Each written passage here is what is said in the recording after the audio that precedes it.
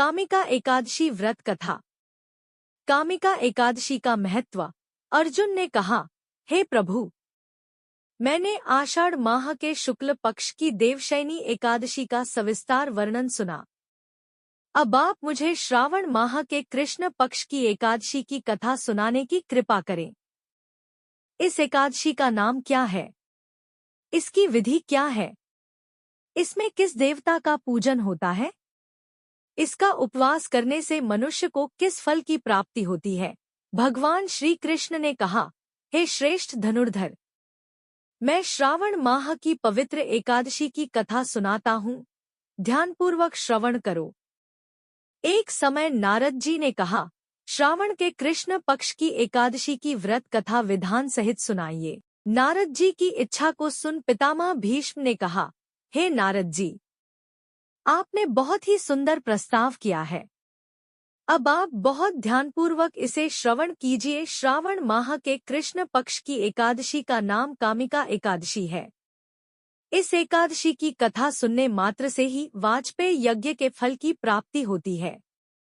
कामिका एकादशी के उपवास में शंख, चक्र, गदाधारी भगवान विष्णु का पूजन होता है।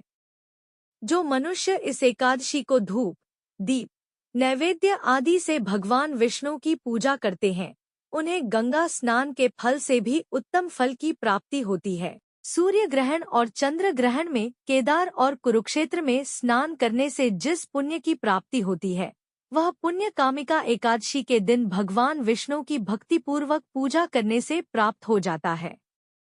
भगवान विष्णु की श्रावण माह में भक्तिपूर्वक पूजा करने का फल समुद्र और वन सहित पृथ्वी दान करने के फल से भी ज्यादा होता है। आभूषणों से युक्त बछड़ा सहित गोदान करने से जो फल प्राप्त होता है, वह फल कामिका एकादशी के उपवास से मिल जाता है। जो उत्तम द्विज श्रावण माह के कृष्ण पक्ष की कामिका एकादशी का उपवास करते हैं तथा भगवान विष्णु का पूजन करते हैं, उनसे सभी देव, नाग, किन्नर, पितरी आदि की पूजा हो जाती है। संसार सागर तथा पापों में फंसे हुए मनुष्यों को इनसे मुक्ति के लिए कामिका एकादशी का व्रत करना चाहिए।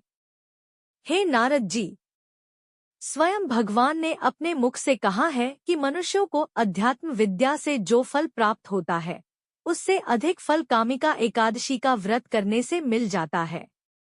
इस उपवास के करने से मनुष्य को न यमराज के दर्शन होते हैं और न ही नरक के कष्ट भोगने पड़ते हैं। वह स्वर्ग का अधिकारी बन जाता है।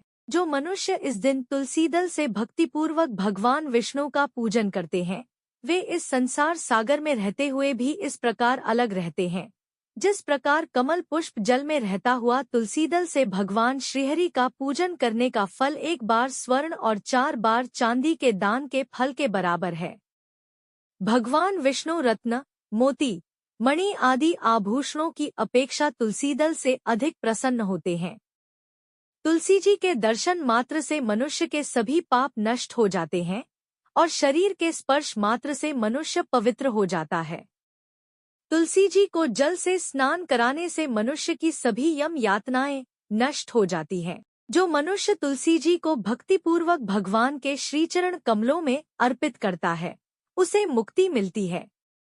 रात्रि को जो मनुष्य जागरण करते हैं और दीपदान करते हैं, उनके पुण्यों को लिखने में चित्रगुप्त भी असमर्थ हैं।